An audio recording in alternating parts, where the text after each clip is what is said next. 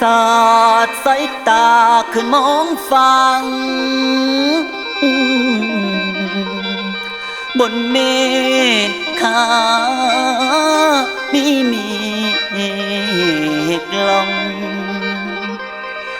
ลานางเอ้ยวันนรีดคิดหอดน้องบัดยามจองแม่นทงนามองเห็นก้อนขีดฟ้าคือฝนมาป่ารอใครฝนตกมาน้ำใหม่สมหัวใจอึ้งเผาของท่าใครกันเขียดขาคำห้องจันเสียงปั่นอยู่คู่น้องบัดมาน้องนี่ไกลเฮ็ดจังได้สิคืนบ้านจากไปนานอยู่เมืองฝากกลับขึ้นไม้คงเตา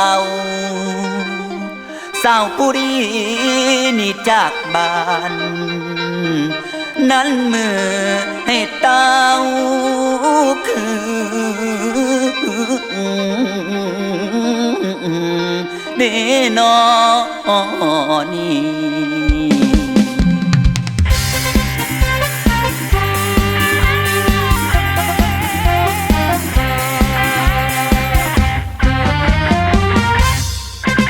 ล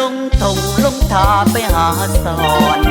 เห็นปลาทิวบอนอ่อนสอนลายแมงละงำแมงดาก็มากมายแมงข้าวสารเรียงรายว่ายเต็มท้องน้อง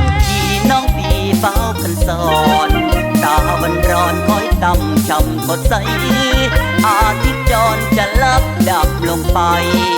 ยังจำได้มีวายคลายลืมเลือนเดือนหกคอยหัวลงม้อยพัดปีน้องนาทีลอดสอนอยู่น้องนำทงนาให้ตากาแมงดาใครได้งมหาป่าเขาหน้าป่าคาบของวันน้องอยู่เต็มทางกบอ่างพากันค้างระงมจันเกียดกาคำห้องจันมาดังลั่นอยู่คู่น้อง2 ปีน้องนี้มาตีจากใหญ่มาพรากจากไปเมียนสู่เมืองกรุงเมืองฟ้าแดนสวรรค์ทิพย์วิมานเมืองใหญ่ไม่กลับมาฟ้าร้องกลางเมื่อกลางหน้าฝนพี่นั่งงอยพ้นคอยคนที่จากไปไกลรักเจ้าเอ๋ยไปเลยไม่ห่วงใยพื้นดินเราร้อนทนใจน้ำตาไหลเมื่อพี่มองพื้นนาทันว่าสิ้นหมอกไอ้ดินเริ่มสิไว้สาวคนสวยนี่จากบ้านนานมือบอดทางมากับศาลาให้คืนมาบ้านเก่าคืนมาเน่าอยู่ยังน้ำอายอยู่เถียงนกอีเอียงเสียงกาเบ้ายังมอนหาให้เฝ้ากลับคืนมาหนุ่มนายังคอยน้อง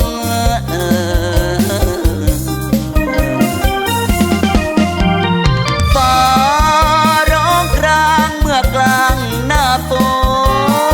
นพี่นั่งงอยพ้นคอยคนที่จากไปไกลรักเจ้าเอ๋ยไปเลยไม่ห่วงใยพื้นดินเราร้อนทนใจน้ำตาไหลเมื่อพี่มองพื้นนา